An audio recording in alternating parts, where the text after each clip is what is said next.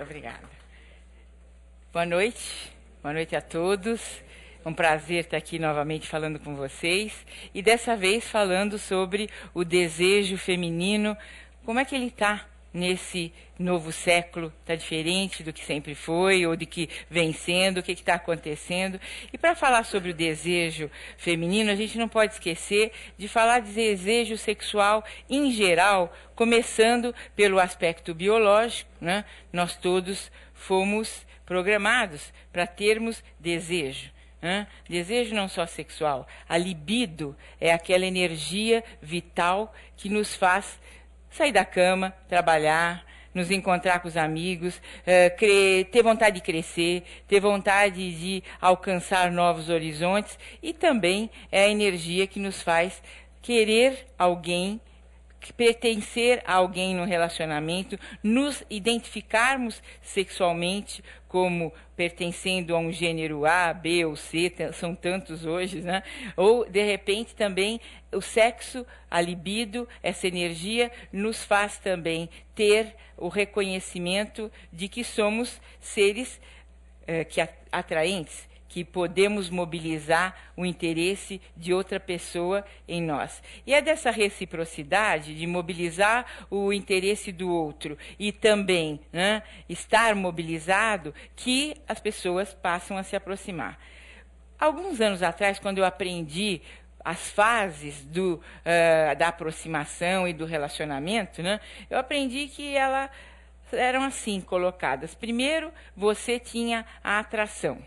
Depois, o envolvimento e, se fosse o caso, você se vinculava. Então, atração, envolvimento e vínculo. Cada vez mais, eu percebo que essas fases estão sendo modificadas, né? Não existe mais essa sequência. Parece que tudo acontece mais ou menos ao mesmo tempo ou até invertido. Você primeiro se vincula, depois você vai perceber que você se sente atraído, e envolvimento para quê, né? Deixa para lá. Isso é muito chato, dá muito trabalho. Então as pessoas acabam fazendo sexo hoje antes mesmo de saberem o nome uma das outras. Isso tem sido cada vez mais comum. Por que será que isso acontece, né? O que está mudando a lei da natureza, a biologia? A biologia está mudando, eu vou comentar sobre isso, mas não é nem tanto. O que vem mudando mesmo é a forma de inserção das pessoas no mundo, e as atividades que nós realizamos no dia a dia são muito mais numerosas, e os nossos interesses também são muito mais numerosos. Nós cada vez mais queremos coisas as mais diferentes e todas ao mesmo tempo. Queremos coisas, ou seja, temos desejo, né, por uma série de coisas. E esse desejo é o mesmo que a libido que dirigimos a alguém. E, por vezes, até preferimos, né, ter o desejo por algo do que por alguém. De novo, porque o tempo é curto e porque enamorar-se, envolver-se, às vezes dá muito trabalho e muita frustração. Então, muita gente hoje prefere se enamorar da sua carreira, prefere se envolver com, né, o seu sonho. Esse sonho, por exemplo, pode ser conhecer o mundo inteiro, pode ser escalar uma montanha mais alta, pode ser, de repente, se dedicar a uma profissão e ser especial naquilo que está fazendo. E muita gente troca, sim, o exercício da sexualidade por esses outros aspectos, essas outras preferências. Não quer dizer que essa pessoa não tenha libido. Quer dizer que ela dirigiu a sua libido a outras atividades, né, que a gente chama, né, de substitutivas, mas, na verdade, elas são alternativas para onde vai ser colocado o desejo, a libido. Então, quando alguém não tem desejo, é porque não tem por nada, né? Quem está deprimido é aquela pessoa cujo desejo está bastante comprometido. né? Podemos dizer que é o exemplo dos mais citados de alguém que não deseja, de alguém que não se mobiliza para coisa alguma, inclusive não se mobiliza para o sexo.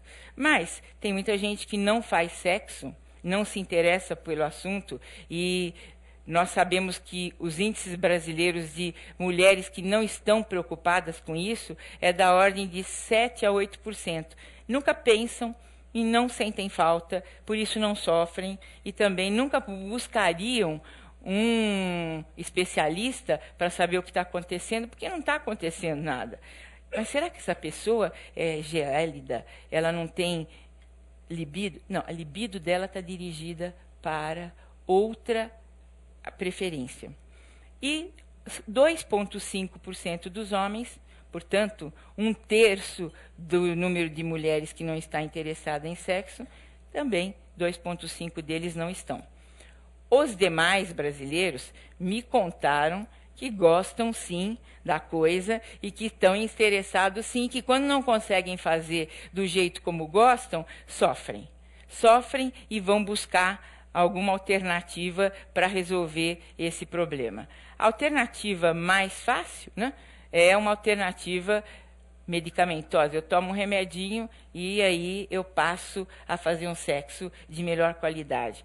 E aí nós caímos naquele ponto. Remedinhos para os homens cada vez estão surgindo mais eficientes, mais mais competentes, mais eficazes e mais seguros, enquanto que para as mulheres não existe um remedinho até o momento que possa resolver essa problemática, que faça com que a mulher venha a querer fazer sexo quando ela não se sente suficiente motivada para e sofre por isso.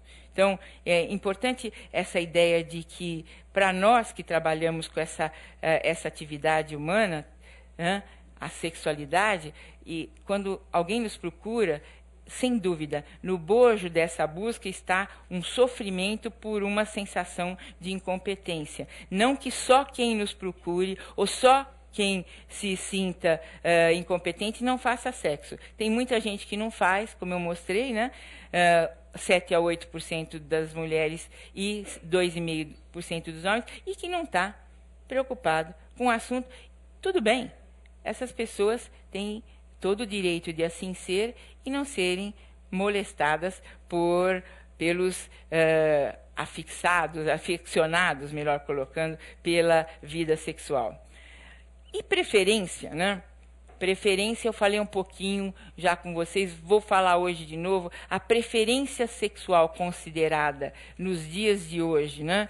Uma preferência natural, seria você fazer o sexo com alguém que seja adulto, humano e vivo, tá?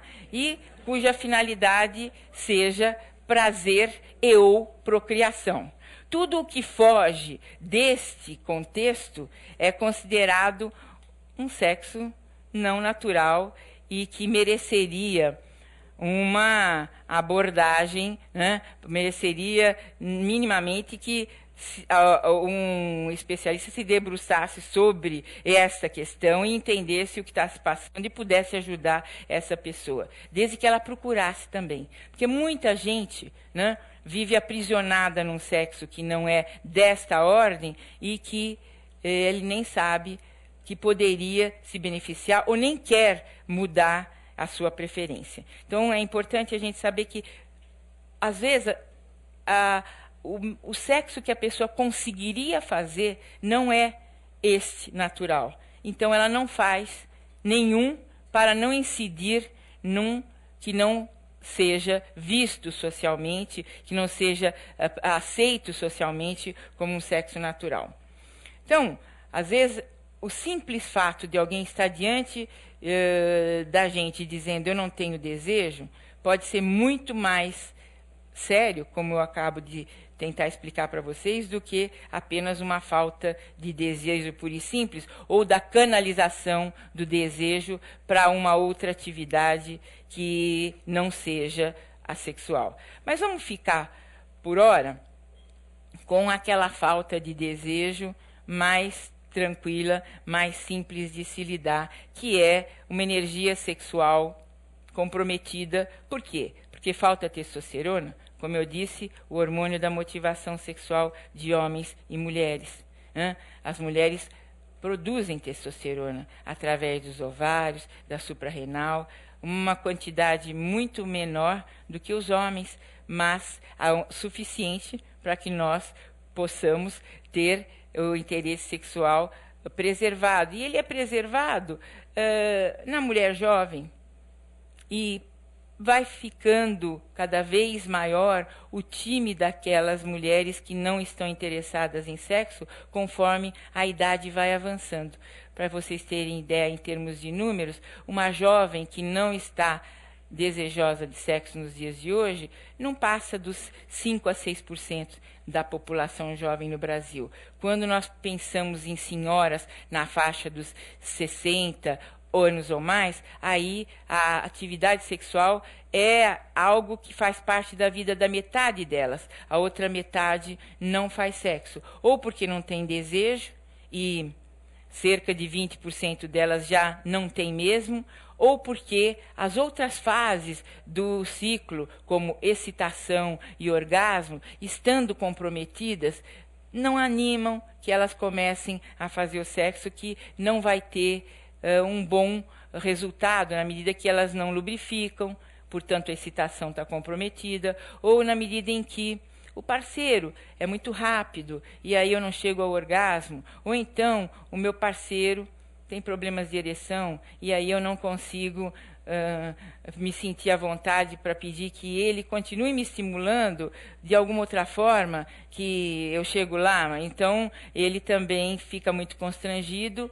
e eu me dou por vencida e evito a próxima relação, porque vai ser constrangedora para ambos. Então, o desejo feminino, né, é muito influenciável, como eu acabo de começar a explicar para vocês, pelos fatores externos, até pelo desempenho do parceiro, mas também pela idade, né?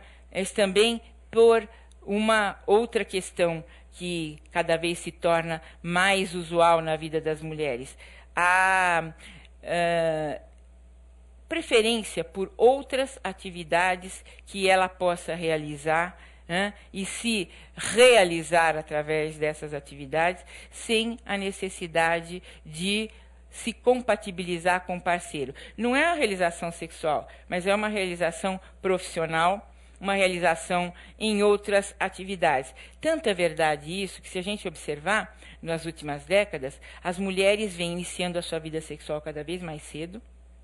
Hoje, a idade de iniciação sexual no Brasil é por volta dos 15 anos, mais ou menos 2. O que significa isso? Entre 13 e 17 anos, no Brasil, meninos e meninas iniciam a sua vida sexual.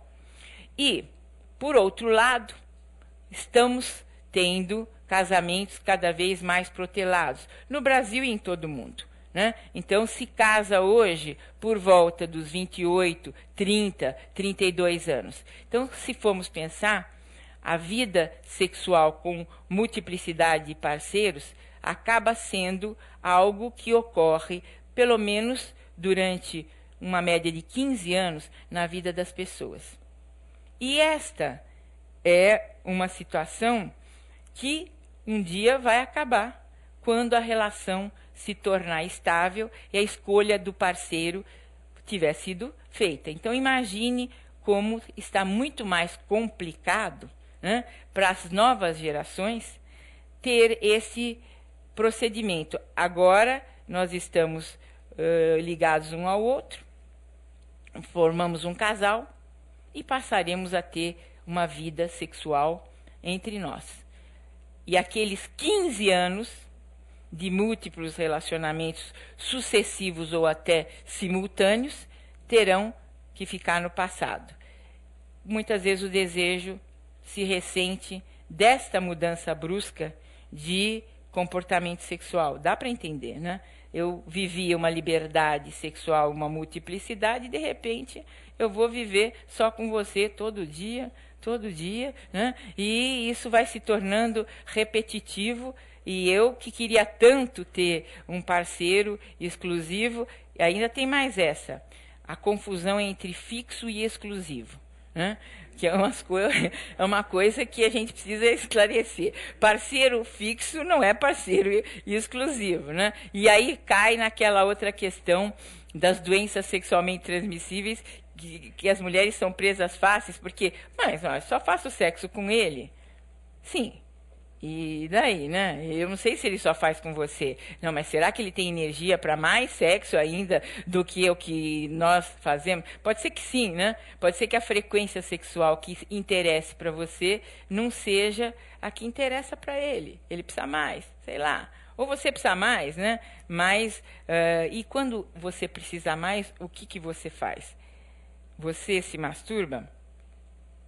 Ah, não, isso é muito... Como assim, né? Então, aí tem um outro dado. As mulheres que nunca se masturbaram no Brasil são algo em torno de 1/3. Agora, vocês têm ideia quantos homens no Brasil nunca se masturbaram? Tem. Não é 0, mas é algo em torno de 3%. Então, existe, né, nesse país, como no resto do mundo todo, algo como 10 vezes mais mulheres que nunca se tocaram do que homens. Então, o desejo depende também de você estar muito à vontade com o seu corpo. Além de você ter testosterona, você está muito à vontade com o seu corpo.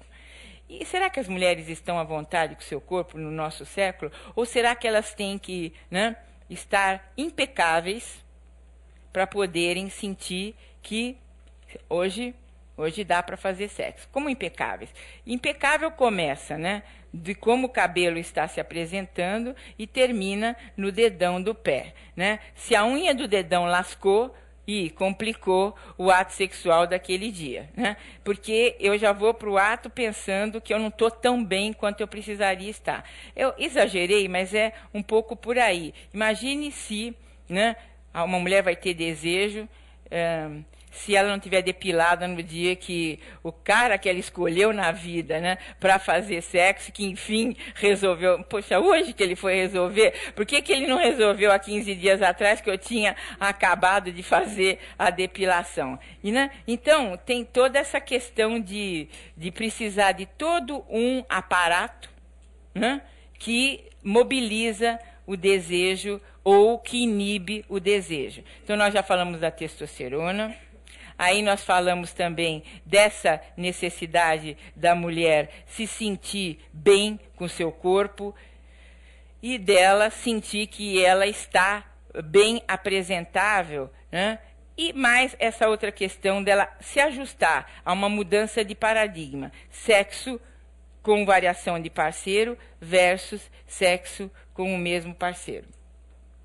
A par tudo isso, né, vamos comentar sobre a mulher do século XXI, que cada vez mais a genética vem mostrando que nós temos, sim, uma programação, nós nascemos com um código genético, estamos programados para uma série de como vamos nos manifestar, como vamos ser, como vamos nos conduzir. Claro que o ambiente influencia também. E será que o ambiente influencia a genética?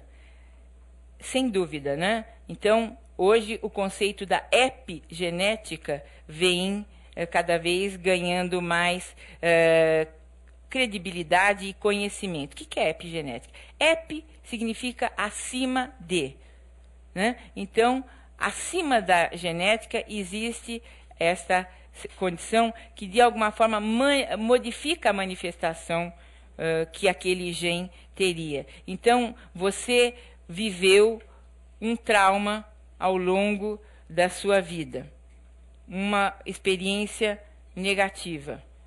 Por exemplo, uma menina que sofreu não exatamente uma violência sexual, mas, por exemplo, sofreu uma educação muito pouco dirigida para a sexualidade ou até muito repressora em outras áreas, não necessariamente sexual. Isso pode vir a incidir sobre como ela vai manifestar a sua sexualidade, mesmo que ela tivesse uma predisposição boa. E, pasmem, essa epigenética ela é capaz de transmitir essa mudança para as gerações futuras. Então, hoje nós assistimos que as meninas estão muito mais livres, né? Muito mais soltas sexualmente, mas será que estão soltas assim? Ou será que precisam beber muito para poder estarem tão soltas quanto se exigem? Por que elas se exigem? Porque a mulher ganhou igualdade em relação ao homem em uma série de áreas, né? As mulheres hoje trabalham, as mulheres hoje têm vida social, hoje programam sua vida, são donas da sua condição maternal. Quantos filhos eu quero ter, né? Quando que eu posso casar que não interfira com outros aspectos da minha vida? Eu vou colocando tudo dentro de uma programação e, na medida do possível, vou seguindo. E aí, de repente, eu não consigo fazer o sexo na mesma medida que o garoto da minha idade consegue. Eu quero fazer. E, às vezes, para fazer, há necessidade de se usar de artifícios, de aditivos, e beber antes do sexo tem sido uma prática cada vez mais habitual e cada vez em maior intensidade para que as garotas possam se sentir mais à vontade e fazer algo que, de fato, elas não fariam. Por que que elas não fariam? Por que elas não conseguem, apesar de toda a mudança social, ter esta mudança de comportamento frente ao sexo? Não sei nem se isso é bom ou se isso é ruim. Eu estou só perguntando por que elas não conseguem. Teria a ver com essa herança transmitida de outras gerações? Esse comportamento que não é pela educação. Vocês entendem que, mais do que a educação, hoje se estuda quanto que o comportamento que foi passado através dessa influência epigenética pode definir a forma como alguém vai agir ou não vai agir. Não é, a mãe pode ser muito liberal. Ela pode ter amadurecido e hoje está educando sua filha de uma forma muito diferente de como ela foi educada. Mas a marca epigenética não permite que esta menina tenha um comportamento diferente. Me expliquei? Então, e além de tudo isso, ainda tem uma outra questão. Uma antropóloga, Ellen Fisher, fez um levantamento com 20 mil pessoas que respondiam a um questionário de uma agência de namoros. 20 mil. E ela acabou classificando essas pessoas em 4 grupos, segundo características de personalidade, perfis mesmo. Então, ela classificou essas pessoas como dopaminérgicas, serotoninérgicas, estrogênicas ou testosterônicas. Como assim?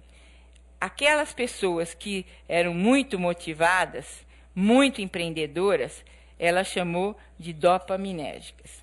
Aquelas pessoas que eram muito controladoras, muito organizadas, ela chamou de serotoninérgicas.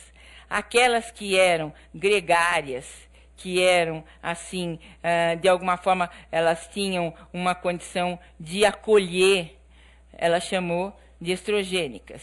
E aquelas que eram mais positivas, agressivas no bom sentido, mais, vamos dizer assim, inovadoras, mais predadoras, ela chamou de testosterônicas. E aí ela percebeu, e vê se vocês concordam, pensem nas duplas que vocês formaram ao longo da vida. Aqueles que são dopaminérgicos, empreendedores, eles buscam se ligar afetivamente a outras pessoas dopaminérgicas.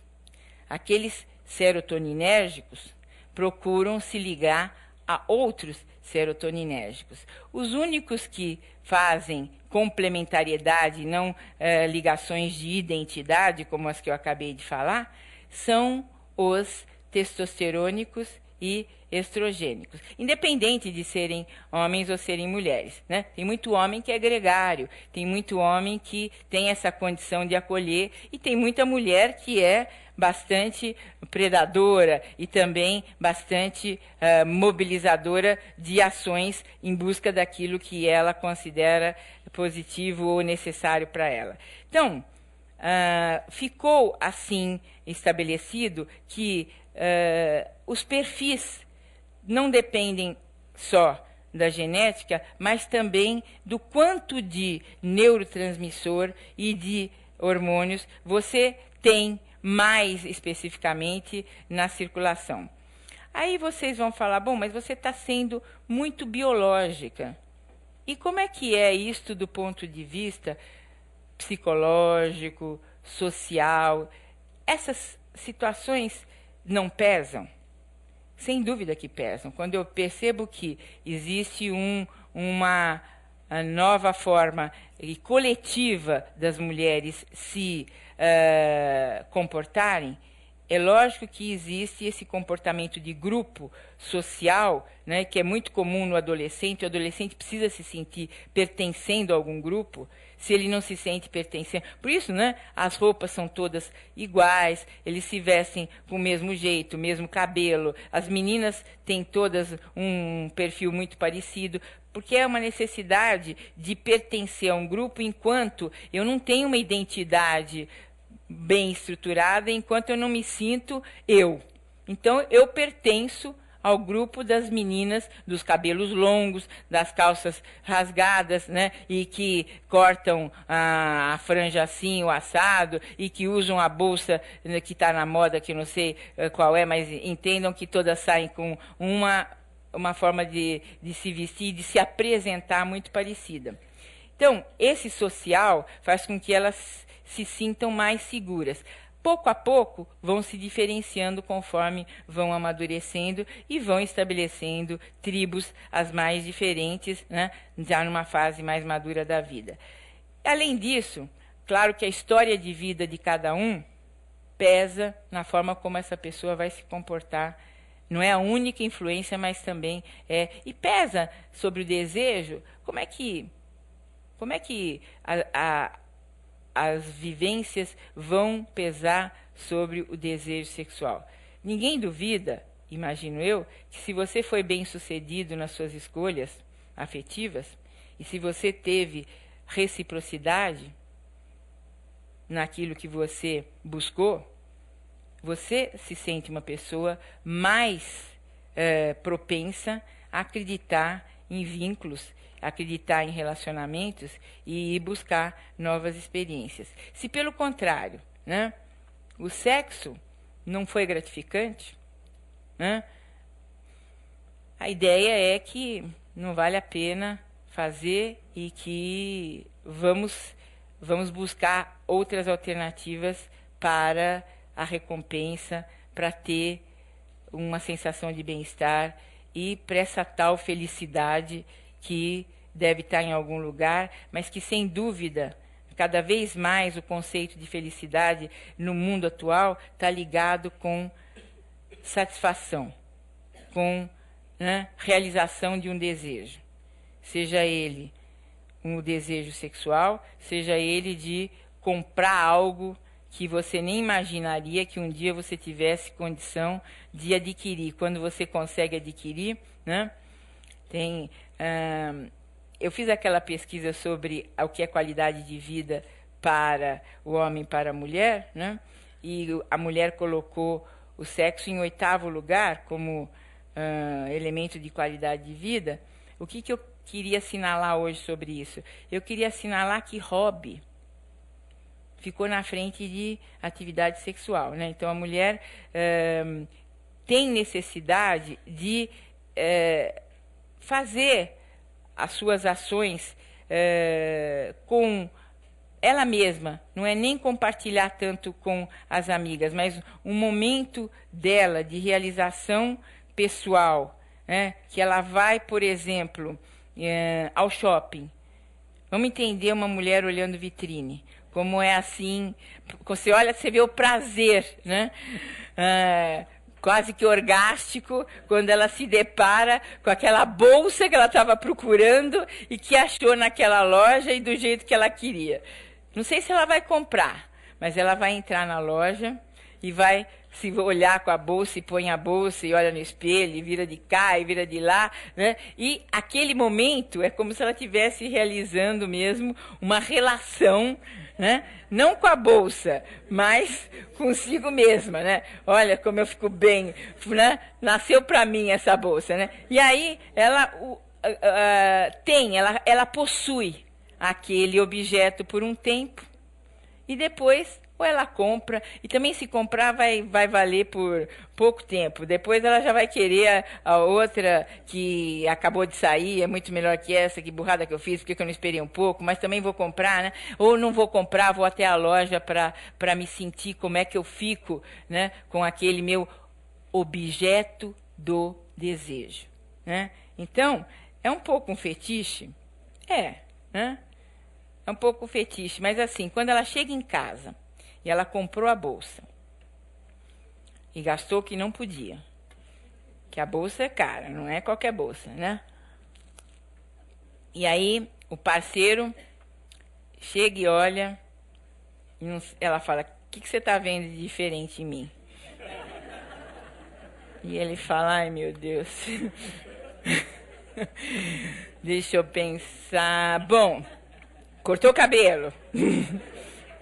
Não, mais 2 chances. Então, tá de vestido novo? Não. Ah, a bolsa.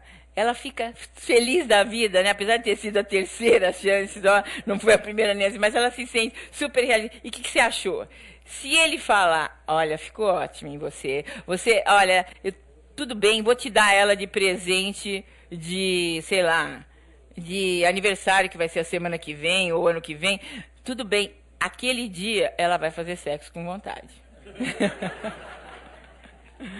Aquele dia ela vai querer fazer sexo com ele, né? Por quê? Porque ele compartilhou, ele foi companheiro, né? Ele compreendeu, né? Uma necessidade, a natureza dela, e ele esteve ali do lado. Por outro lado, vamos imaginar aquele outro que chega e ela fala assim, o que você está vendo de diferente em mim? Eu não estou vendo nada diferente, continua a mesma chata de sempre, que eu estou lendo aqui o jornal e você não para de falar na minha cabeça. Bom, aí ele quer, né, no momento seguinte, algumas horas depois, ter aquele sexo maravilhoso e que não vai acontecer mesmo. E além disso, tem outra. Até pode acontecer o sexo, mas não vai ser aquilo que ele estava imaginando, né? E tem outra. Eu não sei se eu já contei para vocês, mas eu vou contar. A testosterona nos homens, ela está no pico às 8 horas da manhã. Depois, ela tem um ciclo circadiano. Durante o dia, ela abaixa e sobe pela manhã, durante o dia ele vai gastando, de manhã está lá em cima. E aí, vamos pensar, a maioria dos casais faz sexo que hora? À noite, né? E alguns, né, a grande maioria depois de um tempo de união estável, com um dia fixo na semana, né? Então, hoje vai ter, né? Hoje é o dia, né? Então, para evitar de ter qualquer, né, engano, já sabe o dia, já sabe a hora, vai ser depois que acabar, né, a novela, né, na quarta-feira, ou alguns preferem o domingo, né, e vamos lá. São os dias que mais se faz sexo no país. Mas então, vamos imaginar que você não está sabendo que ele chegou na quarta-feira com a testosterona lá embaixo, né? Já usou toda para quê? Para o trabalho, para bater papo com os amigos, para botar a vida dele em dia, e aí ele vai fazer o sexo. E aí aquele sexo, né, que é possível com a testosterona baixa. Vai ser aquele sexo da manhã, que tá, né, todo turbinado, e aí é a hora que eu acho que você deve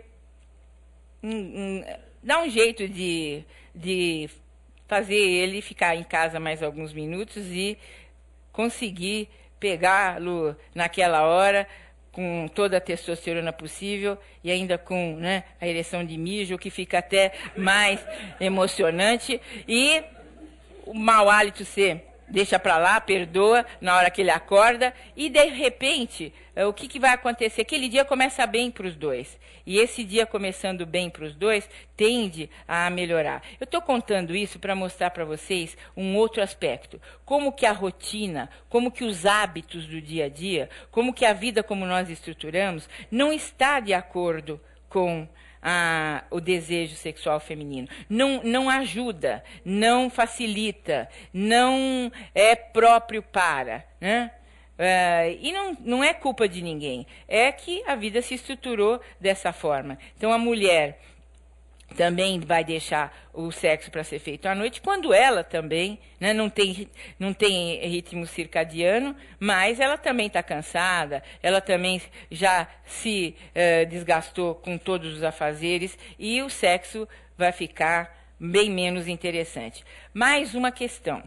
Quando você namorava, né, o que você fazia? Você se preparava para o encontro amoroso / sexual, né? Então, todo mundo, né, se arrumava, ficava bonito, tomava banho, né? Ficava assim, perfumado e morrendo de saudade, ia se encontrar e sabia que tinha que, aquela hora era tudo de bom e vamos dar o melhor de nós aqui para termos um encontro feliz. Quando você passa a viver junto, é natural mesmo que você não vai ficar se preocupando com detalhes, como se preparar para o ato sexual. Vai ser na hora que um trombar com o outro e daí conseguir, né, executar.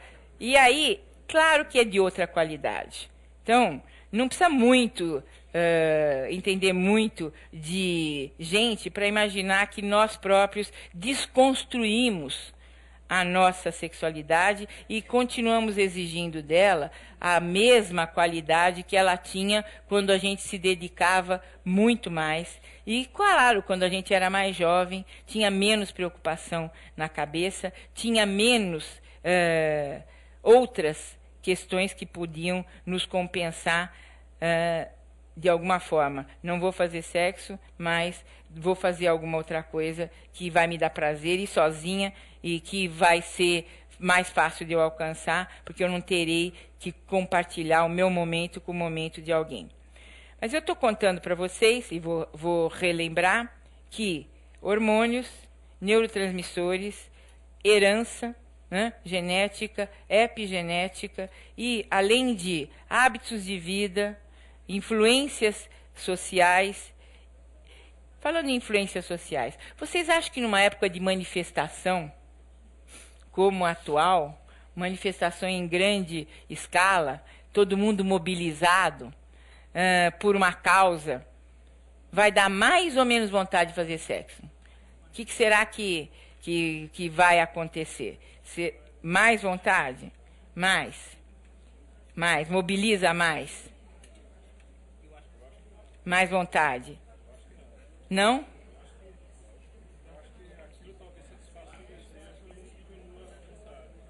Talvez então temos aqui duas posições. Alguns acham que mobiliza mais. Desculpe pedir para vocês levantarem a mão. Quem que acha que mobiliza mais? E quem que acha que mobiliza menos? Está bem dividido. Ou seja, eu queria devolver para vocês, ver se vocês concordam. Para quem mobiliza mais, né, a resposta está sendo assim. Existe, né, uma mobilização geral, quando alguma coisa eu pleiteio em uma área, eu me sinto mais energizada para pleitear também a nível sexual. E quem disse que mobiliza menos, eu canalizei toda a minha energia para uma outra causa e aquilo que me interessa, então, não sobrou mais energia para fazer sexo. E é verdade, algumas pessoas vão ficar mais mobilizadas e algumas pessoas vão ficar menos mobilizadas. Nós não somos todos iguais. Então, vocês avaliaram de acordo com o que vocês percebem à sua volta. E é real, né?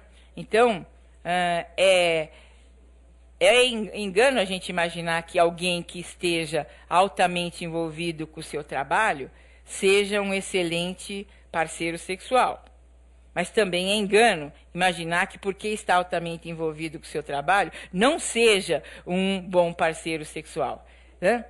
Então, o que a gente sabe de sexo é aquilo que a gente imagina, né? Na intimidade é que vão acontecer coisas talvez muito diferentes daquelas que parecem, às vezes. Quem aqui, né, já não comeu ou não comeu gato por lebre, né? Quem aqui já não imaginou que estava diante de um parceiro ou uma parceira que ia ser um arraso, e aí, a quatro paredes, falou, meu Deus,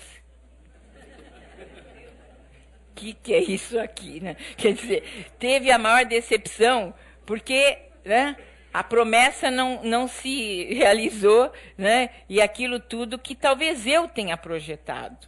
Não necessariamente a pessoa tenha me enganado, né? Geralmente, né, a gente olha para um objeto do nosso desejo e deposita nele uma série de expectativas que não necessariamente vão se concretizar, porque o outro não é responsável pela minha fantasia depositada sobre ele, né? Aquela máxima de Saint-Exupéry, você é responsável por todo aquele que cativa. Meu Deus, você já imaginou você, né, ter sei lá, um monte de seguidores que te acham muito bonita, muito atraente, né? E de repente você ser responsável por todos eles vai ser um problema para você, né? Então, de repente, eu estou querendo dizer para vocês que também tem isso, capacidade de seduzir, de envolver, de mobilizar desejo, não significa que essa parceria vai ser uma parceria gratificante, né? Tem gente que mobiliza muito, mas não é um bom parceiro. E tem gente, né? Outro dia me perguntaram, né, no consultório, doutora, é o seguinte, porque eu gosto de mulher bonita, muito bonita. Eu acho que eu preciso desfilar com a mulher. Eu falei, não sei se... Porque sexo, né? Sexo varia muito pouco, ele dizia. Mas eu desfilar com uma mulher assim, que é um monumento, claro, né, que eu vou mobilizar muito desejo nos outros, ou, né, vou mobilizar muita inveja. E isso me faz muito bem. Na intimidade de um consultório, as pessoas conseguem dizer coisas que podem soar até, né, negativas, mas é sincero o que ele estava dizendo. Aí ele disse, mas sabe, eu me realizo sexualmente muito mais com mulheres não tão exuberantes. E pelo contrário, muito mais com as feias. E eu vim aqui porque eu preciso resolver isso, porque porque é uma dicotomia, né? E eu não sei como é que se eu vou optar por ser feliz na cama ou ser feliz, sei lá, no teatro, no restaurante, no shopping, né? Onde todo mundo olha para mim e fala, pô, você tá bem, hein? Então, de repente, essa é uma questão muito comum, né? Por que eu estou escolhendo? Por que aquele parceiro está sendo escolhido? E o parceiro, se ele não é escolhido exatamente por pretensões sexuais, ele não vai ser um parceiro sexualmente interessante. Agora, claro que quando alguém elege alguém dentro da nossa estrutura social, precisa organizar uma série de demandas. Você não vai eleger um parceiro porque ele é um espécime raro de beleza, só que depois, né, você se envolve com essa pessoa e só tem beleza. Né? Então, logicamente que a gente escolhe fazendo uma média em uma série de qualidades que se pretende que a pessoa tenha e virtudes que essa pessoa deverá ter, mas evita-se contratempos, né, tendo contato com pessoas que absolutamente só são interessantes para se exibir. Mas o que eu estou querendo alinhavar com vocês para chegar num ponto é que a mulher, né, tem tido necessidade cada vez maior de cuidar da sua aparência e cada vez as mulheres estão realmente tendo uma aparência mais saudável, mais bonita, preservando-se jovens mais tempo. E eu pergunto para vocês, eu devolvo a pergunta para vocês. Vocês acham que elas estão sendo felizes sexualmente ou estão mantendo o desejo aceso sexualmente falando, na medida em que elas vão se tornando mais atraentes?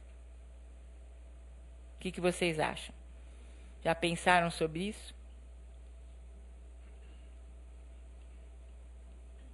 Não?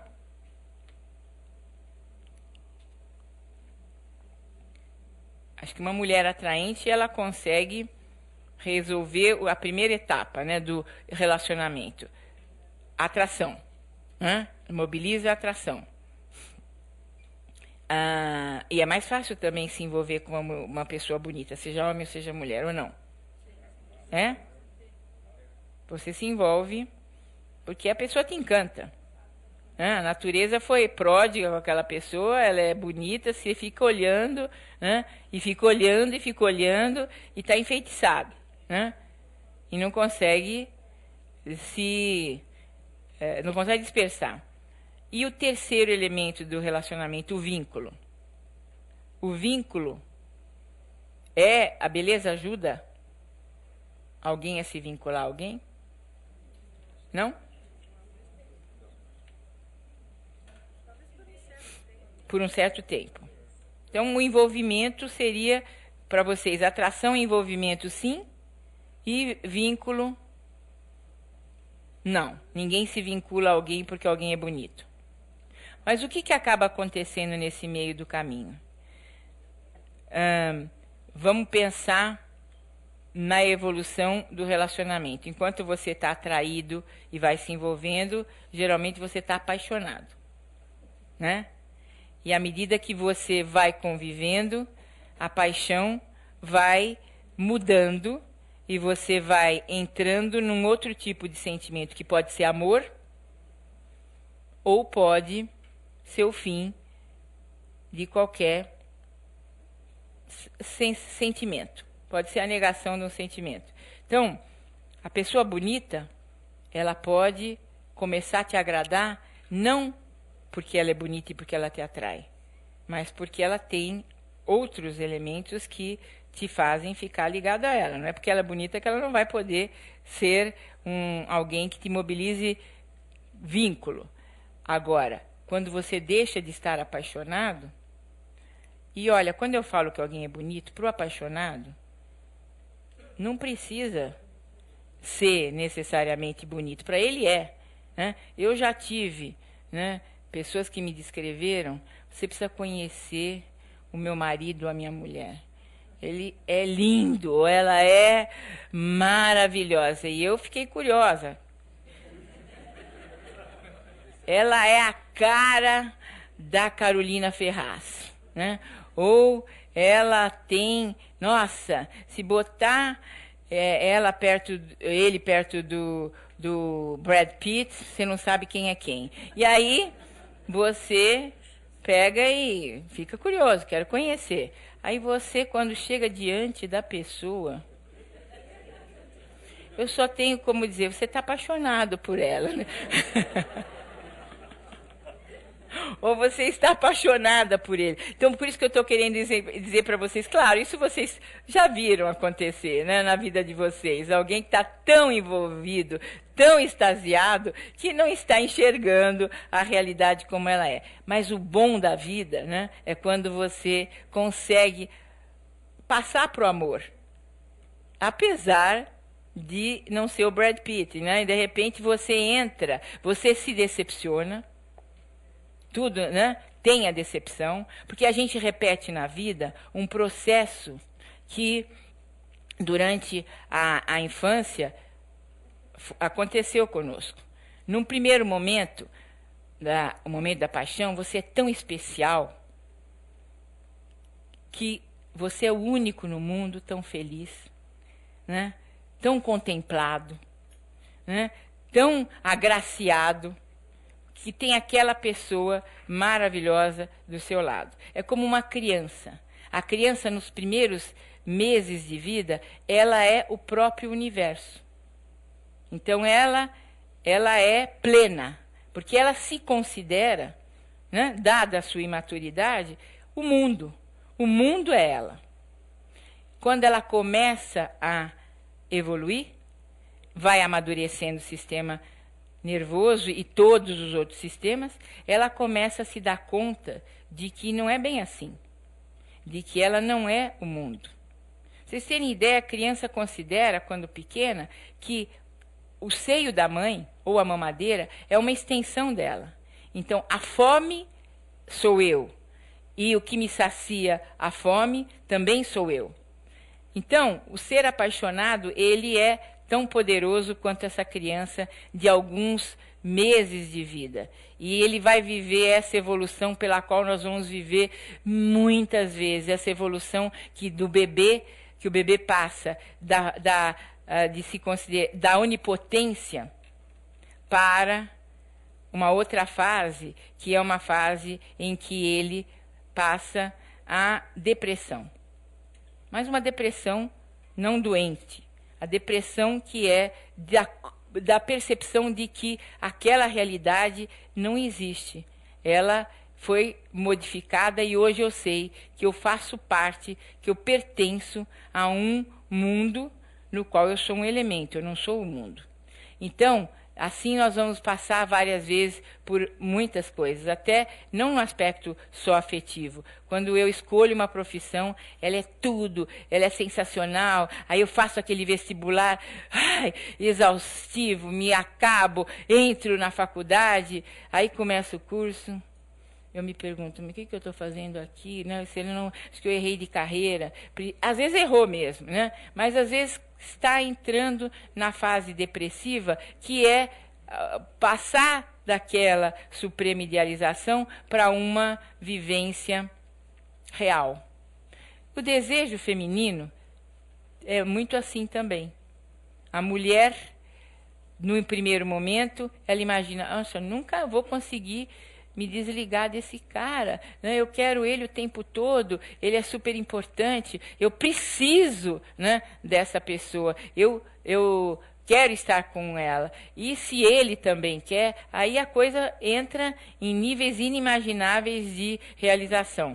Mas, pouco a pouco, ela vai entrando numa outra fase, que não é passional, que é o amor, no qual o desejo é de realizar coisas juntos, é de construir ao lado de, é de participar da vida de, é de estar compartilhando várias outras situações, ou não, ou da paixão vai para o vazio, porque aquela pessoa serviu para mim, para eu me sentir viva, para eu oxigenar todos os meus órgãos e para eu viver uma coisa maravilhosa, mas que não se sustentou, né?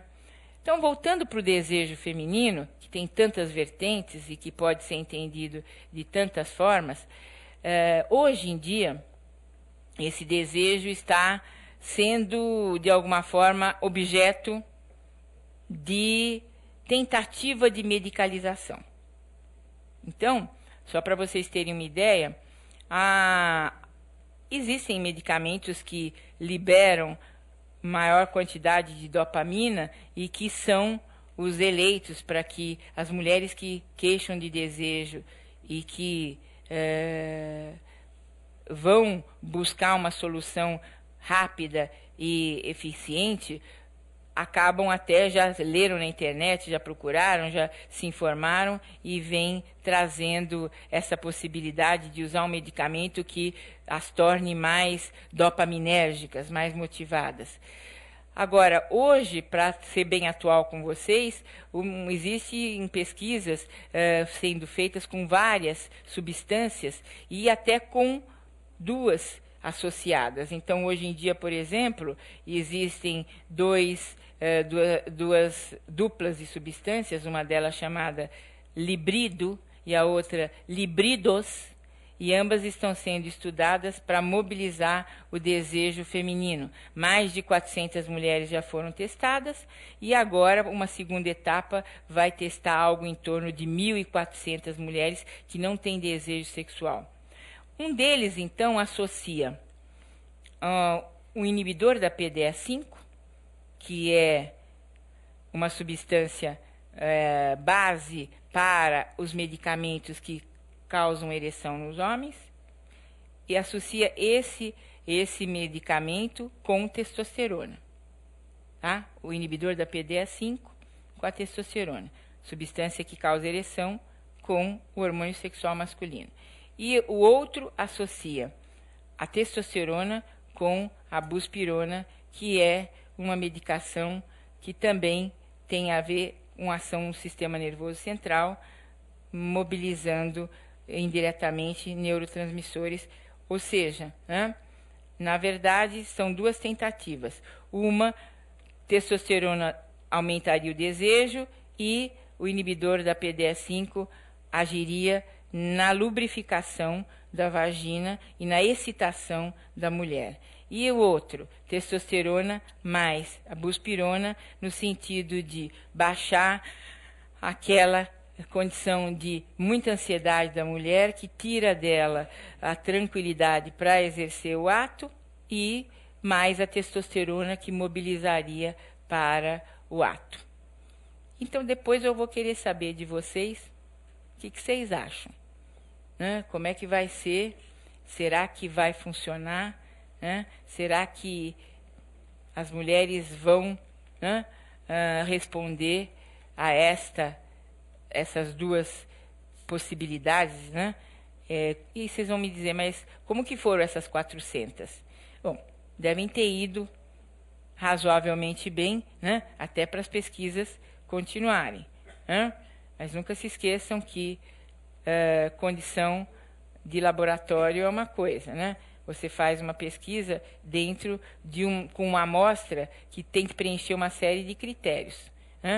As mulheres não podem ter, por exemplo, depressão, elas não podem estar num relacionamento que não seja estável, o parceiro não pode ter disfunção sexual, porque tudo isso seriam vieses que iriam interferir no resultado da pesquisa. Só que o mundo real é diferente. Então, talvez aquilo que favoreça essas mulheres dentro de um contexto de estudo não será tão interessante quanto o estudo possa vir a demonstrar, não será tão interessante na vida prática. Então, o que eu estou querendo dizer? Eu estou querendo dizer que desejo de mulher, até uma aula que eu dou em congresso, desejo de mulher, quando não é de menos, é demais, Porque as mulheres, quando conseguem, apesar de todas essas influências que não são favoráveis a ela não se masturba, então ela não conhece o seu corpo quando garota. Ela começa uma vida sexual sem ter tido um preparo, e essa influência que eu diria de gerações anteriores, trazendo a epigenética como um elemento que faz com que mesmo a mãe, tendo sido uma mãe bastante liberal e com um comportamento sexual bastante satisfatório, isso não significa que a próxima geração virá a ter esse benefício. Além disso, depressão em mulher. Depressão igual a falta de desejo em homem e em mulher. Na população geral, a gente tem algo em torno de 18% de pessoas com depressão no mundo, sendo 2 mulheres para cada homem. Então, pelo menos 12% das mulheres estão de alguma forma com seu desejo comprometido pela depressão ou pelo medicamento que trata a depressão. E aí vai um alerta: não descuidem do tratamento da depressão por conta de terem melhor desempenho sexual. A depressão precisa ser resolvida, né? Não vai ser sexualmente feliz, não vai ter uma vida sexual satisfatória quem continuar deprimido porque está tomando uma medicação que não é aquela que deveria, ou porque está abrindo mão de um tratamento para poder ter vida sexual. E quando eu falo dessa depressão, não é aquela depressão de você ficar, né, um pouco triste, um pouco desanimado. Eu falo da depressão mesmo, que aniquila, que arrasa, que atinge a pessoa e termina com todas as possibilidades dela viver uma vida de realização. Então, primeiro, prioritário, soberano é o tratamento da depressão, antes do que desejar uma vida sexual satisfatória, que não vai ter, né, se não tiver restituído o seu humor eutímico, né, como a gente diz. Um humor que não é nem para cima, mas nem para baixo do que seria razoável e condizente com uma vida em que a pessoa pudesse estar satisfeita. Então, essas 12% de mulheres, mais aquelas que acabam entrando na menopausa e sequer sabem que poderiam ser ajudadas com um creme local. Eu não quero fazer reposição hormonal. Ainda não se resolveu se isso dá câncer ou não dá câncer, o quanto que a relação custo-benefício. Então, talvez, né, a sua vagina agradecesse de um uso de um creme, né, que pudesse mantê-la saudável, né, e cuja absorção para o corpo é praticamente nula e não teria o inconveniente de produzir câncer, mas manteria a saúde dela não só para o sexo, mas evitando infecções e tudo mais que qualquer órgão que não está mantido bem pode adquirir, está vulnerável. Então, é uma outra questão que tira muito desejo, a dor durante a relação. A dor que é provocada por um órgão que está vulnerável, que está atrófico, tem a sua mucosa atrófica pela falta de hormônios que o organismo parou de produzir, estrógeno, quando a mulher menopausou. Então, fora esses casos, né, que são tão óbvios e que são de fácil identificação e abordagem fácil, por incrível que pareça, existe tudo aquilo que é falta de desejo, porque eu não tenho, né, uma correspondência nem de longe daquilo que eu imaginei.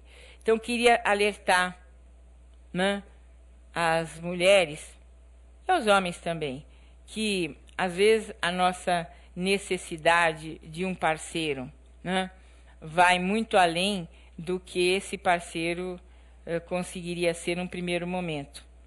Às vezes é importante investir na parceria para que ela se torne melhor do que ela é num primeiro momento. Mas você falou digo, primeiro momento que eu estou dizendo é a hora em que ambos se veem dentro de uma relação para valer e não num namoro e numa condição de paixão. A hora que ambos resolvem que vão ter uma vida em comum é a hora em que, muitas vezes, a mágica acaba, né? Porque a mágica tinha a ver com não entrar na rotina, né? E a rotina é o que muita mulher reclama, que acabou com o seu desejo. A rotina, as poucas horas que a mulher dedica para si, talvez ela não dedique tão poucas horas assim, mas talvez ela não consiga não sentir culpa pelo que ela dedica a si própria. Acho que esse é um elemento que a gente precisa pensar. o quanto que as mulheres se sentem culpadas, às vezes, de reservar para si um tempo, né, uma melhor posição dentro do seu dia, um horário melhor para cuidar das suas próprias coisas, né? E essa culpa, sem dúvida, acumula uma sensação de muita frustração. Faço tudo o que gostaria, mas com uma culpa, né, que tira todo o prazer daquilo que eu estou fazendo. Bom, eu queria parar de falar um pouquinho e queria ouvir vocês. Pois não. Obrigado, Carmita. Obrigada. Vamos passar agora para as perguntas, né, da plateia.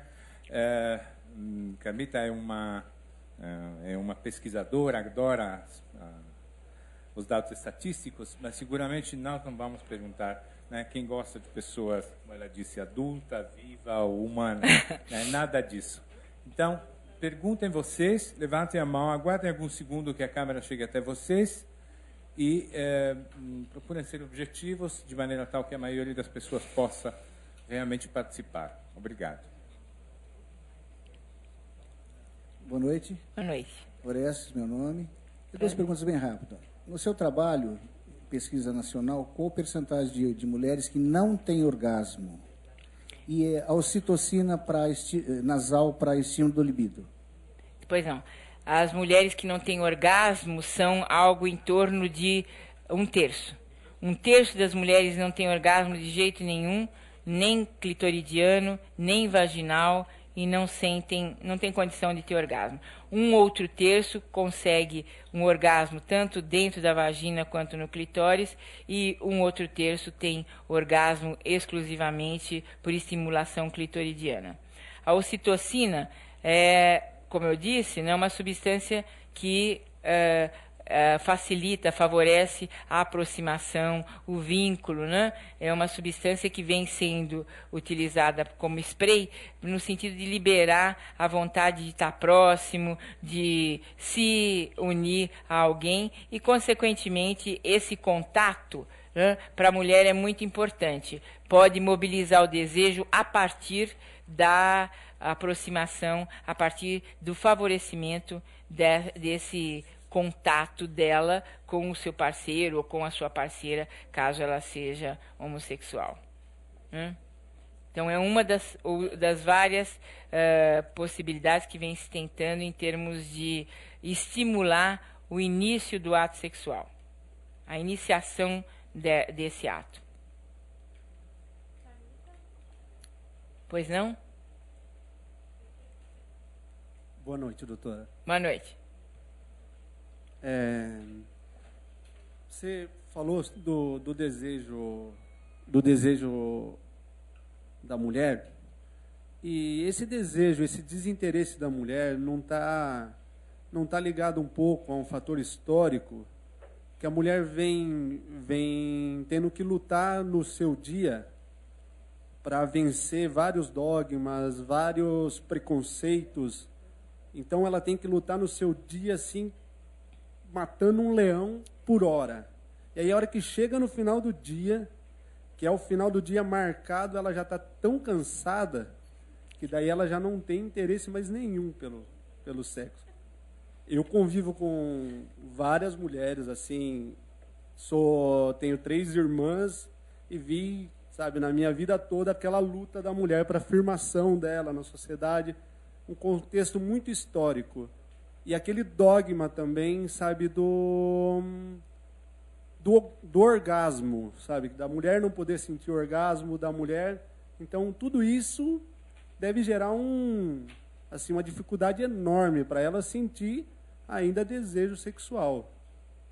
Estou certo na minha afirmação? A mulher que não tem orgasmo, né? Às vezes ela tem desejo, mas não chega até o orgasmo. Às vezes ela não tem desejo e ela consegue, durante o ato, se interessar, se excitar. Então ela tem toda a excitação, mas sem até estar identificando que isso seja algo relacionado com desejo sexual, e ela consegue ter orgasmo. Mas você tocou num ponto importante, né? Será que a mulher, por esses vários leões que ela tem que matar por dia, ela não tem interesse pelo sexo porque ela está cansada, mas o homem também, né, mata vários leões por dia, mas ele tem vontade de fazer sexo. É que a natureza feminina tem uma série de prioridades diferente da natureza masculina. Então, se ela está cansada, o sexo não é a escolha dela como relaxante. Se um homem está cansado, o sexo é uma forma, não é verdade? Dele sentir que ele vai, agora eu vou relaxar, eu vou fazer uma coisa boa e vou ter uma descarga de tensão e vou me sentir melhor. Não é geralmente o que acontece com a mulher. A opção dela, quando ela está cansada, não seria fazer sexo, seria dormir, a imensa maioria das vezes. São diferenças, né, próprias de homem e de mulher. Agora, com certeza, num outro contexto, como eu disse, se ela estivesse se sentindo bem, ou até mobilizada, até por um elogio, às vezes, ou por uma coisa diferente que vai acontecer no final do dia dela, provocada ou não pelo seu parceiro, a mobilização pode acontecer.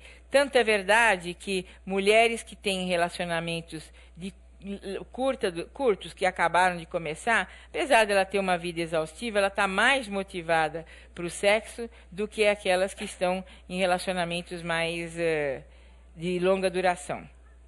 Por que será isso? Porque a novidade traz uma série de situações que são muito interessantes para a mulher. A mulher gosta de novidade, né? A mulher gosta de coisas que ela ainda vai viver, inéditas, né? Ela vive a busca de novidade em vários setores da vida dela. Então, esse seria um mobilizador muito grande. Sair de um lugar comum também em termos de sexo.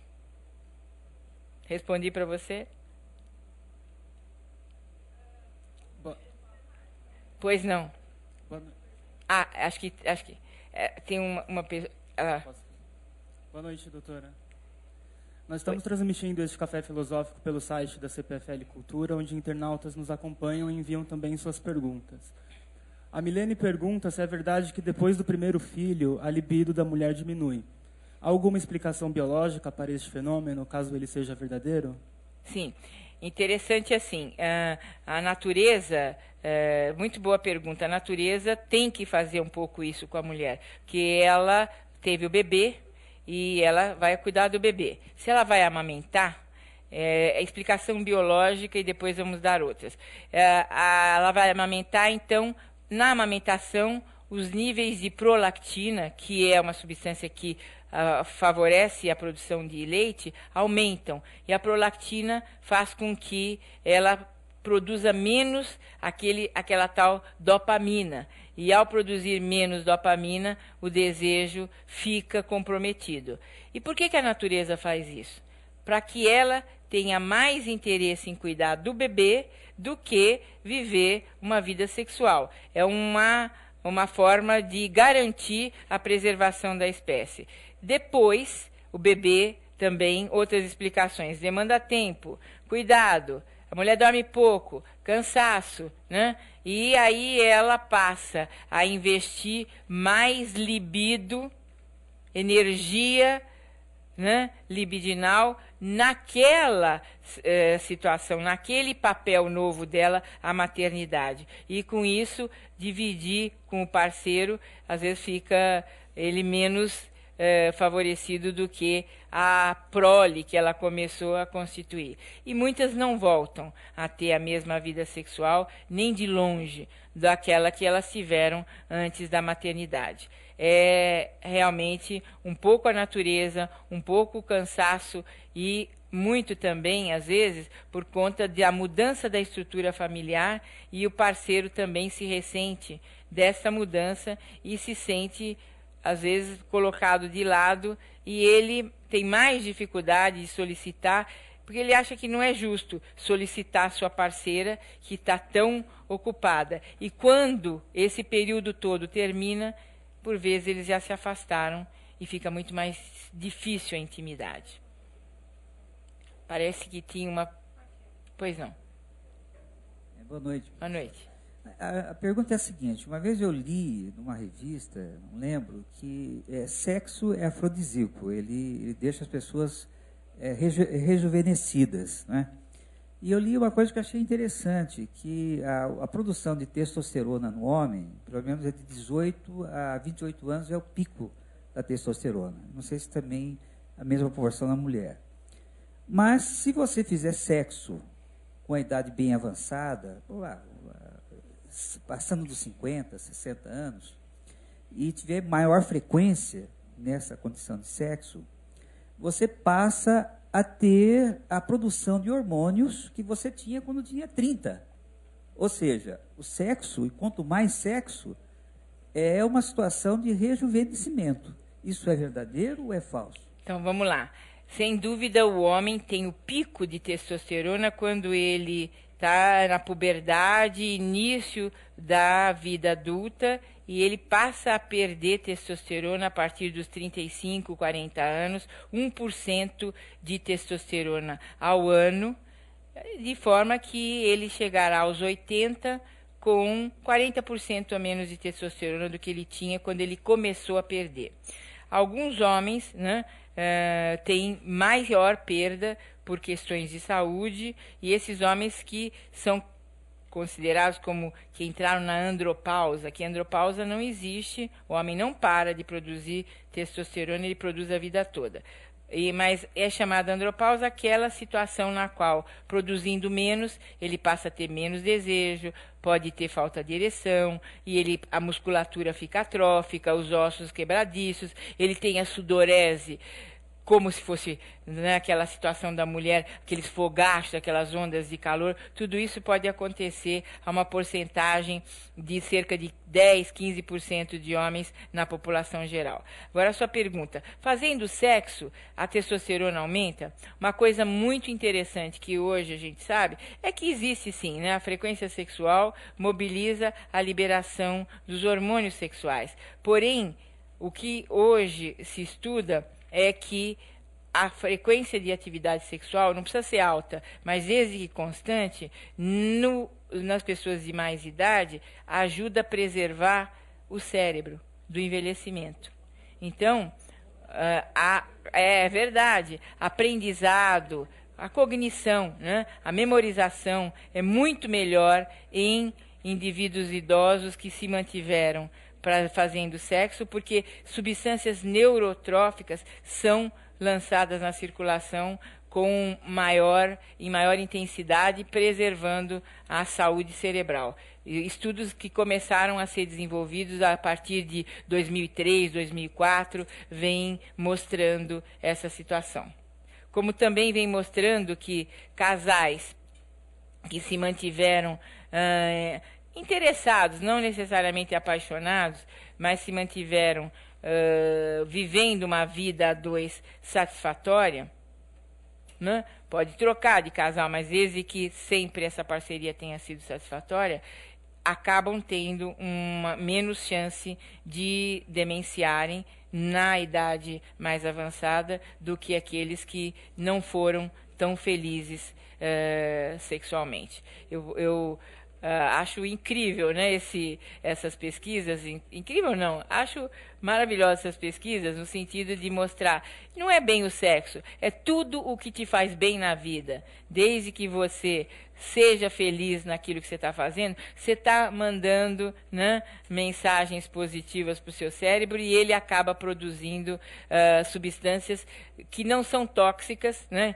Ela vai produzir aquilo que é regenerador e não aquilo que pode desfavorecer a saúde do cérebro, inclusive. Obrigada pela pergunta. Me deu a oportunidade de contar essas novas pesquisas. Pois não. Pronto. Olá, boa noite. Boa noite. Uma curiosidade metodológica aqui. No assunto como o sexo, a sinceridade ela é muito confiável. Porque a gente conhece perfeitamente o quanto as pessoas sistematicamente mentem a respeito de frequência sexual, de capacidade sexual, por motivos os mais diversos, preconceitos, fantasias.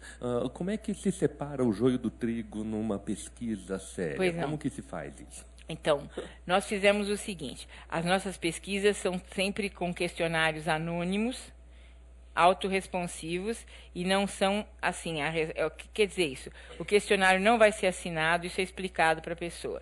Elas são abordadas em parques, praças, praias, ruas em geral, né? Porque são pesquisas populacionais, não são pacientes, mas é a população geral que a gente tem pesquisado para trazer esses números de quanto tem falta de orgasmo, quantos têm dificuldade de ereção. E essas pessoas recebem o questionário e elas têm a seguinte instrução: não assine, responda. Nesse ambiente isolado, a gente tem sempre um local apropriado onde ela vai responder sozinha. Se são casais que vêm, nós pedimos para cada um responda em separado e depois deposita a pesquisa numa urna. Para ainda garantir a fidedignidade da resposta, algumas perguntas são cruzadas, algumas perguntas são feitas 2 ou 3 vezes de forma diferente para que nós possamos depois comparar as respostas e retirar da avaliação aqueles questionários que dão respostas díspares, né? E que acabam não sendo, não podendo ser validados. E o número milhares é o que nos fez também ter mais chance de estar mais próximo da realidade, porque quanto maior a amostra, mais se dilui, né, os equívocos ou, inclusive, respostas que não sejam sinceras. Agora, você me perguntar se eu acredito que os dados que a gente avaliou são absolutamente fidedignos, acredito que eles têm um bom grau de fidedignidade. E também me baseio que os números que nós encontramos aqui são muito semelhantes aos números de outros questionários, outros estudos populacionais de outros países, que além de dar um aval às nossas pesquisas, tem o seguinte também: nos mostra que, independente do nível cultural, né, da qualidade de vida, dos fatores, né, que influenciam a sexualidade num país ou no outro, as dificuldades elas são, na soma geral, no cômputo geral, muito parecidas. Por exemplo, se um país tem menos educação, e isso prejudica a atividade sexual, o outro tem comida demais, e isso prejudica a atividade sexual. Então, no final, dá um balanço e os números acabam sendo bastante semelhantes. Por quê? Porque a má educação, né, dá chance a mitos, preconceitos, e a comida demais causa doenças que acabam levando a perdas de competência sexual do ponto de vista da saúde física. Pois não? Boa noite. Boa noite. Simária. Você falou que há uma busca muito grande por novidade. E eu percebo que hoje o comportamento social tem mudado muito e os jovens têm buscado muito uma bissexualidade. Sinto que vão em busca de um afeto que não pode ser vivido nesse vínculo com a parte hétero, digamos assim. Então, não há um medo de se vincular, mas há uma busca, né, de um vínculo, de um afeto pela bissexualidade. Eu queria que você comentasse um pouquinho. Então, eu não sei se está aumentando, né? Eu acredito que está mais, vamos dizer, é possível hoje de você ter mais percepção sobre o tema na medida em que ele vem deixando de ser um tabu como foi em outras épocas. Ainda é, né? Mas hoje em dia as pessoas estão se manifestando quando são homossexuais com menos reserva do que ocorreu em outras épocas, e aí hoje nós estamos tendo mais notícias sobre isso. Agora, já nos idos de 1950, né, foi feita uma pesquisa americana, e Alfred Kinsey, quem desenvolveu essa pesquisa, e ele acabou levantando dados muito interessantes que são válidos nos dias de hoje. Ele acabou percebendo que entre a pessoa absolutamente homossexual e a pessoa absolutamente heterossexual existia uma gama de pessoas que tinham comportamentos intermediários, que ao longo da vida tinham feito relações com frequência A, B ou C, pouco frequente, relações com pessoas do mesmo sexo, um pouco mais frequentes ou bastante frequentes. Então, ele encontrou no meio dessas duas categorias absolutas, mais 4, ele dividiu ele nesse número, ou seja, não existe uma única forma de ser hétero ou homo, mas existem comportamentos intermediários nos Estados Unidos, comprovado na década de 50. Hoje, as pessoas mostram mais a cara e, com certeza, se chega mais perto do que está acontecendo na intimidade, coisa que antes era bem menos possível de se conhecer, né? Agora, sem dúvida, a iniciação sexual dos garotos, o famoso troca-troca, né, é conhecido de longa data. Os meninos iniciavam-se, né, tradicionalmente uns com os outros. E as meninas não se iniciavam, porque elas se preservavam sexualmente para o casamento. Esta forma de iniciar com alguém do mesmo sexo que você começa a acontecer com as garotas também, né? É imitação? É falta de inspiração, né? É falta de uma possibilidade de iniciar com um parceiro homem? Acredito que tenha tudo isso, um pouco de tudo isso, mas também tenha uma curiosidade muito grande que é permitida nesse momento e que talvez, né, a menina se dê direito até percebendo que numa outra fase da sua vida vai ser muito mais complicado para ela ter essa possibilidade, que ela vai ser muito mais cobrada ainda nos dias de hoje de fazer essa experimentação já mais adulta e mais amadurecida. O quanto que isto é positivo ou é negativo, eu acredito que tudo pode ser positivo, tudo pode ser negativo, né, na esfera sexual, dependendo do uso que você faz da coisa. Não é o ato em si, mas é o significado que ele pode ter para você, né? Agora, o que não pode é a gente não encarar que as coisas existem e que elas são assim, e que elas têm uma razão de ser, e que é um processo evolutivo ou não. Pode ser que seja uma identificação mesmo com aquele comportamento e conhecer mais a fundo o que aquilo significa. Eu vivi já nessas minhas várias décadas de atendimento em consultório duas situações muito diferentes em relação à homossexualidade, para não citar outros. Quando eu comecei, eu recebia os homossexuais tentando mudar a sua expressão da sexualidade, a sua tendência, a sua orientação sexual. Bastante desesperados, sofrendo muito em quererem se tornar heterossexuais. Hoje eu recebo os pais dos homossexuais querendo se organizar para trabalhar com essa situação e para serem adequados no trato dos seus filhos que se disseram homossexuais em casa. Então, eu queria que a gente pudesse entender que ninguém vai saber se é homo, hétero, bi ou o que quer que seja, né, com 5 anos de idade.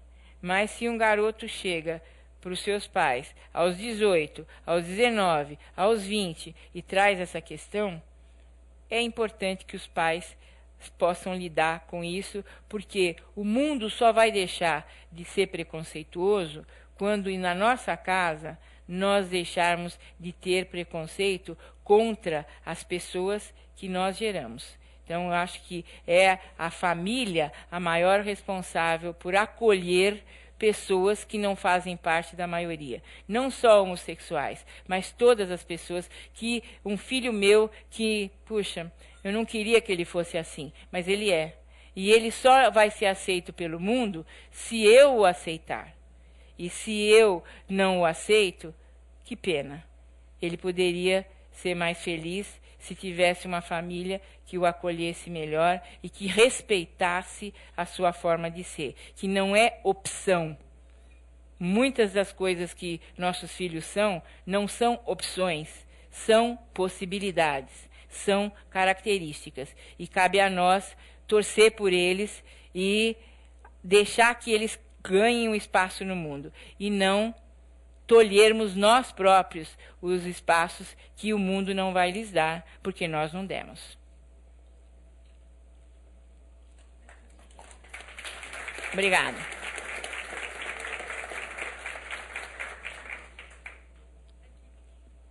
Pois não. Por favor. Eu queria saber um pouco mais a respeito da epigenética.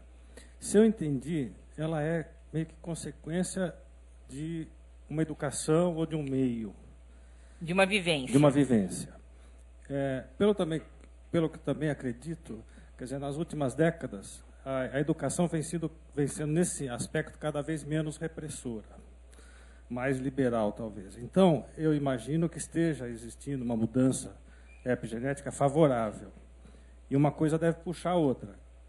Então, a tendência é, cada vez mais, existir uma certa libertação, inclusive nesse aspecto biológico, vamos pensar assim.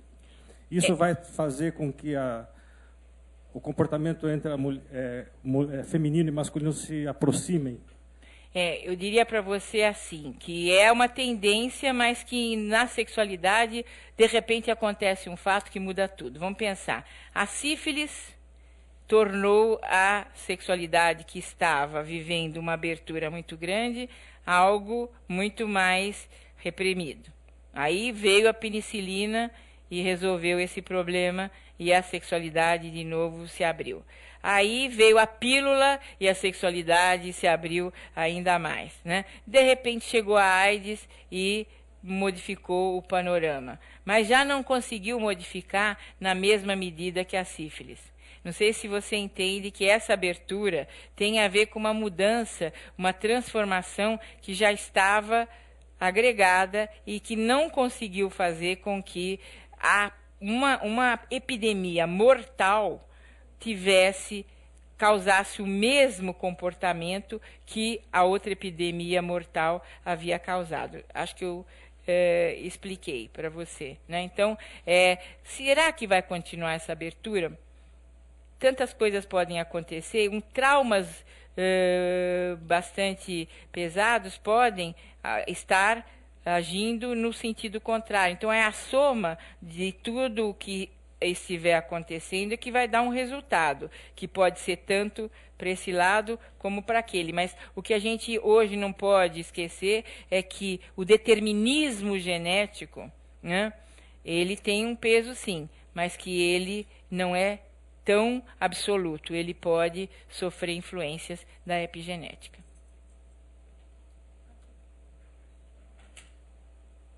Acho que vamos parar por aqui, gente. Tem mais uma pergunta? Então, mais essa. Boa noite. Eu fiquei com assim, uma dúvida. Queria saber se vocês têm algumas pesquisas relacionando a sexualidade e a terceira idade, porque é um problema, na verdade, alguma questão que eu me deparo muito. Eu atendo, sou psicólogo, eu atendo, e tem muitas demandas da terceira idade, principalmente por parte das mulheres, enfim, de exercício do desejo e da sexualidade na terceira idade, e assim, isso é muito frequente. Eu queria saber se vocês têm pesquisas relacionadas a isso. É muito comum e frequente também críticas no sentido de não ser atendido o desejo não ser atendida a sexualidade feminina na terceira idade? Então, a terceira idade vai ser daqui a pouco, né, o meio da vida, vai ter a quarta, a quinta, a sexta idade, né? Com certeza vamos viver, a estimativa é que vivamos 100 anos em 2050 como uma forma bastante comum de média não digo, de estimativa de vida, né? Isso não sou eu que digo, são as pesquisas. Então, o que fazer com as pessoas que estarão idosas, né, e menopausadas, especialmente as mulheres, a partir dos 50 anos, se elas chegarão aos 100? Elas vão ficar 50 anos sem sexo, se quiserem fazer, porque menopausou. Então, eu acho que, antes de mais nada, a saúde é fundamental para que ela possa fazer sexo, né? Uma pessoa que tem algum problema de ordem física vai ter menos chance. Então, se ela tiver alterações hormonais, diabetes, se ela tiver hipertensa, deprimida, ou se ela tiver uma cardiopatia, tudo isso vai limitar, mesmo que ela goste muito de sexo. Então, é importante que ela, ao longo da vida, tenha se preservado, tenha se cuidado. Mas se ela não se cuidou, assim mesmo ela pode fazer o sexo na medida do possível. Acho que a gente precisa, de novo, né, estar autorizando. Você, como psicólogo, é uma autoridade. A hora que você fala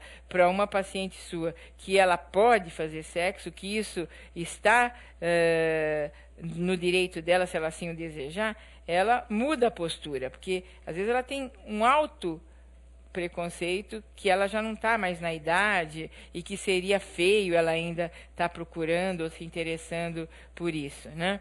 Agora, a sua pergunta é como é que como que as pesquisas mostram? As pesquisas mostram que os homens acima de 60 anos permanecem ativos sexualmente em 85% dos casos e que mulheres não mais do que a metade continua ativa. Agora, se você me perguntar quantas delas permanecem ativas, desses 50%, querendo estar ativa, metade ainda tem interesse pessoal em sexo. A outra metade me diz que faz porque ela ama o seu parceiro e ele precisa e ela se dispõe a fazer por ele e não mais por ela.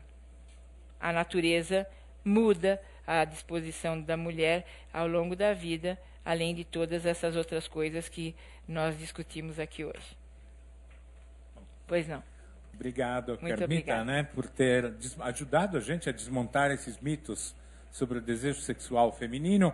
E na próxima sexta-feira, lembro a todos vocês, nós terminaremos esse módulo sobre sexualidade. Teremos João Afife Abdo, né, que é médico urologista, discutindo o que é sexualidade masculina normal.